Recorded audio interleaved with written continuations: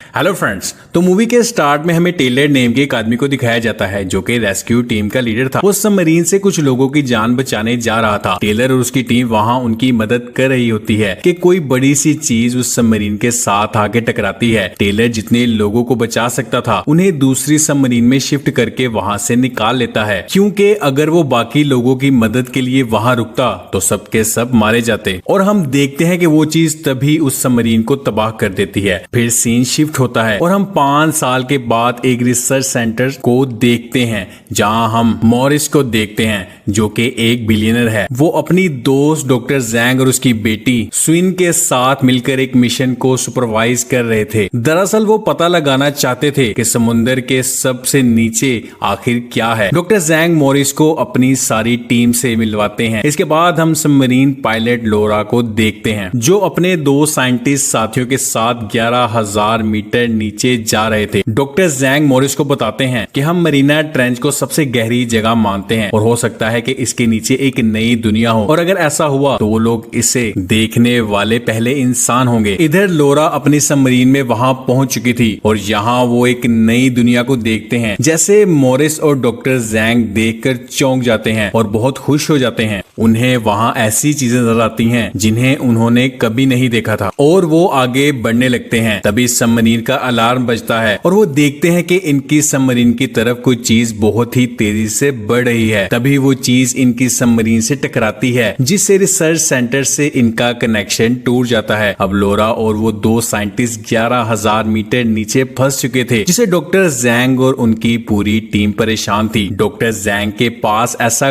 कोई नहीं था जो कि नीचे जाकर इनकी जान बचा सके। मैक उन्हें कहता है कि सिर्फ टेलर ही है जो 11,000 मीटर नीचे गया था। टेलर ने 5 साल पहले अपने कुछ लोगों को नीचे मरने के लिए छोड़ दिया था, जिसकी वजह से उसे जॉब से निकाल दिया गया था। उस पर किसी को भरोसा नहीं था, लेकिन डॉक्टर जैंग के पास इसके सिवा कोई रास्ता नहीं था। इसके बाद डॉक्टर जैंग और मैक टेलर से हेल्प के लिए थाईलैंड आ जाते हैं। टेलर पहले तो इनकी मदद करने से इनकार कर देता है, जिसके बाद मैक उसे एक रिकॉर्डिंग सुनाता है जिसमें वो लोरा की आवाज सुनते हैं। और यहाँ हमें इस बात का पता चलता है कि लोरा टेलर की एक्स वाइफ है। टेलर लोरा को बचाना चाहता था और वो समुद्र में जाने के लिए तैयार हो जाता है। फिर हम देखते हैं कि जैसे ही वो साइंटिस्ट अपनी सबमरीन की लाइट्स को ऑन करते हैं तो वो चीज फिर से उन पर अटैक कर देती है। अब स्विन उन्हें बचाने के लिए नीचे चली जाती है और जब डॉक्टर जैंग रिसर्च सेंटर में आते हैं तो उन्हें पता चलता है उनकी बेटी स्विन नीचे उनकी जान बचाने के लिए जा चुकी है। अब टेलर को रेस्क्यू के लिए एक सबमरीन दी जाती है। टेलर यहाँ स्विन की बेटी से मिलता है। जब टेलर उसे बाहर जाने के लिए कहता है तो वो उसे उसकी मदर को बचाने के लिए कहती है। इसके बाद टेलर अपनी सबमरीन में नीचे चला जाता है। मैक भी स्विन को वापस बुलाता है और उसे कहता है कि तुम वापस आ जाओ, हम टेलर को नीचे भेज रहे हैं। लेकिन स्विन उनकी बात नहीं मानती और लोरा की सबमरीन के पास चले जाती है। स्विन लोरा की सबमरीन को अपनी सबमरीन से अटैच करने ही वाली होती है कि तभी उसकी सबमरीन के साथ कोई चीज आकर टकरा जाती है और तभी स्विन देखती है कि एक बड़ा सा स्क्विड स्विन की सबमरीन को तोड़ने लगता है। अब स्विन ये देखकर डर जाती है। तभी एक बहुत बड़ी शार्क आकर उस स्क्विड को मार देती है। टेलर बताता है कि ये मेगलेटॉन है। टेलर स्विन को बताता है कि वो लाइट की तरफ अट्रैक्ट होती है, इसलिए वो सभी लाइट्स को बंद कर देते हैं। लेकिन इसी दौरान मेगलेटॉन स्विन की तरफ बढ़ने लगती है। तभी टेलर अपनी सबमरीन से लाइट्स को छोड़ता है जिससे मेगलेटॉन डाइवर्ट हो जाती है। टेलर स्विन से ऊपर जाने के लिए कहता है और स्विन वहां से चली जाती है। अब टेलर अपनी सबमरीन को लोरा की सबमरीन से अटैच कर देता है और लोरा को ऊपर खींच लेता है। तभी मेगलेटॉन टेलर की सबमरीन की तरफ आने लगती है। अब उन में से एक साइंटिस्ट ये समझ आता है कि अब बहुत देर हो चुकी है, इसलिए वो अपनी सबमरीन को टेलर की सबमरीन से अलग कर देता है और लाइट्स को ऑन कर देता है, जिससे मेगलेटॉन उस पर अटैक कर देती है और टेलर और वो सब अपनी जान बचा लेते हैं। लोरा और उसका बचा हुआ साथी अपने साथी को मरते हुए देखकर बहुत दुखी हो जाते हैं और वो सब ऊपर आ जाते हैं। लेकिन लोरा इस वक्त काफी जख्मी थी। अब डॉक्टर जैंग ये समझ चुके थे कि उन पर एक मेगलेटॉन ने अटैक किया था जो कि 20 लाख साल पहले खत्म हो चुकी थी। लेकिन उन्हें यहाँ पता चलता है कि ये आज भी जिंदा है। मॉरिस इस पर रिसर्च करना चाहता था, लेकिन तभी टेलर वहां आता है और उसे ऐसा करने से मना कर देता है और कहता है कि इंसान और मैग की जंग में मैग ही जीतेगी। और अब हम देखते हैं कि स्विन की बेटी नीचे खेल रही होती है जहाँ से समुद्र बिल्कुल साफ नजर आ रहा था। तभी वहाँ मैग भी आ जाती है और अटैक करने की कोशिश करती है, लेकिन वहाँ बहुत मजबूत ग्लास थे जिसे मैग तोड़ नहीं पाती,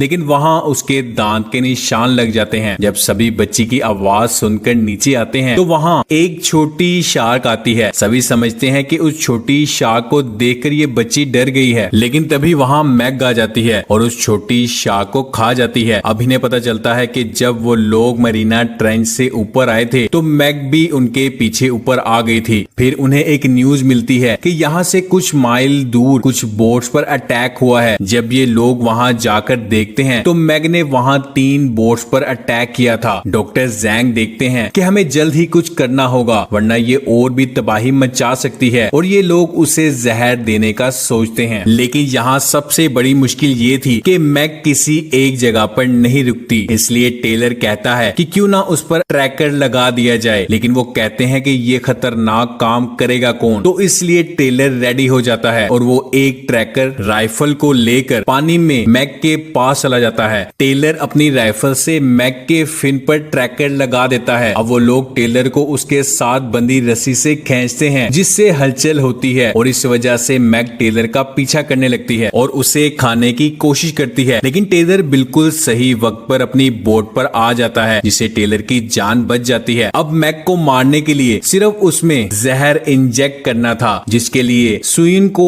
एक केज में पानी के नीचे भेजा जाता है। ये केज बहुत ही मजबूत था। ये लोग मैग को अट्रैक्ट करने के लिए पानी में मांस डालते हैं। अब कुछ देर बाद मैग सुइन के पास आ जाती है और केज पर अटैक कर देती है। सुइन मौका मिलते ही जहर को मैग के अंदर इंजेक्ट कर देती है, लेकिन मैग सुइन का केज तोड़ने लगती है जिससे सुइन का हेलमेट टूट जाता है और वो बेहोश हो जाती है। टेलर सुइन की मदद करने के लिए पानी में जाता है और केज को ओपन करके उसमें से सुइन को बाहर निकालता है, और जब वो ऊपर जा रहे होते हैं कि तभी मैग इन पर अटैक कर देती है और तभी मैग पर टूटे हुए केज की केबल्स फंस जाती हैं जिससे वो उन पर अटैक नहीं कर पाती। अब जहर के असर की वजह से मैग भी मारी जाती है और वो लोग ऊपर आ जाते हैं। जब सुयुन को होश आता है तो वो देखती है कि उन्होंने मैग को अपनी बोट पर पकड़ा हुआ था और वाल उसके साथ पिक्चर्स बना रहा होता है। तभी एक बहुत बड़ी मैग आती है और वाल के साथ इस मरी हुई मैग को भी अपने साथ ले जाती है, और इस दूसरी मैग की वजह से इनकी बोट पूरी तरह से तबाह हो जाती है और वो लोग पानी में गिर जाते हैं। फिर ये लोग किसी तरह अपनी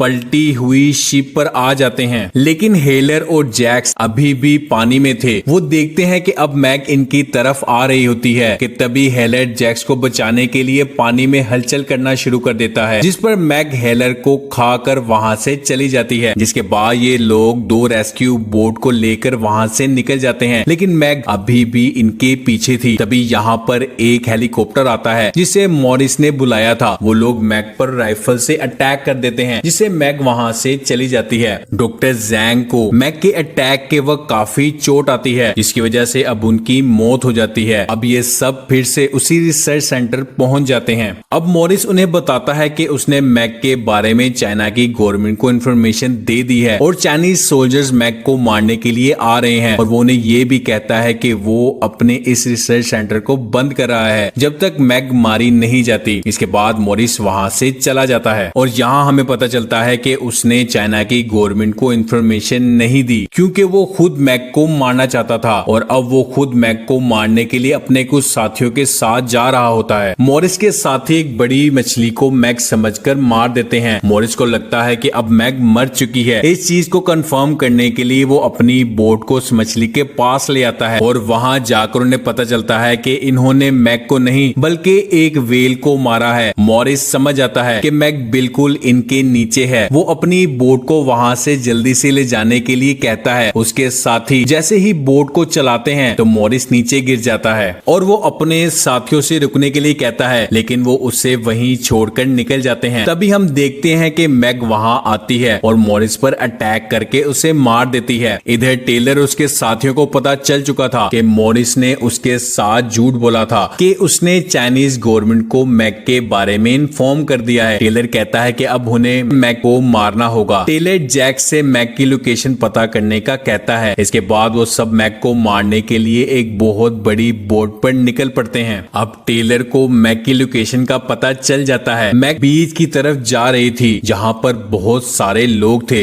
यहाँ बहुत सारे लोग पानी में एंजॉय कर रहे होते हैं। तभी वहाँ मैग आ जाती है और उन पर अटैक कर देती है, जिसमें काफी ज्यादा लोग मारे जाते हैं। लेकिन टेलर और उसके दोस्त भी यहाँ पर आ चुके थे। ये लोग मैग को डिस्ट्रैक्ट करने के लिए पानी में वेल का साउंड चलाते हैं, जिससे मैग साउंड की तरफ आने लगती है। जब मैग वहां आती है तो वो टेलर के ग्लाइडर का पीछा करने लगती है, जिसे टेलर के ग्लाइडर पर लगा रॉकेट लॉन्चर का बटन काम नहीं करता। टेलर मैग को अपने पीछे सबसे दूर लेकर आ जाता है और तभी टेलर उसके सामने से आता है और उसके नीचे से होते हुए अपने ग्लाइडर पर लगी नुकीले हिस्से से मैग को चीरते हुए आगे बढ़ता है। अब मैग काफी जख्मी हो चुकी थी, लेकिन फिर भी वो ग्लाइडर का पीछा करती है और उस पर बार बार अटैक करती है। अब टेलर ग्लाइडर से बाहर आ जाता है और अब मैग टेलर पर अटैक करने वाली होती है कि तभी टेलर ग्लाइडर से वो नुकीला हिस्सा उतारता है और मैग की आंख में दे मारता है, जिससे मैग को कुछ नजर नहीं आता। मैग के खून की वजह से बहुत सारी शार्क्स उस पर अटैक कर देती हैं और उसे खाने लगती हैं और फाइनली मैग इस तरह से मारी जाती है। तभी सुयन वहां आकर टेलर को बचा लेती है और वो दोनों बाहर आ जाते हैं और अब वो सब काफी खुश थे क्योंकि उन्होंने मैग को मार दिया था। और इसी के साथ इस मूवी का पार्ट 1 खत्म हो जाता है।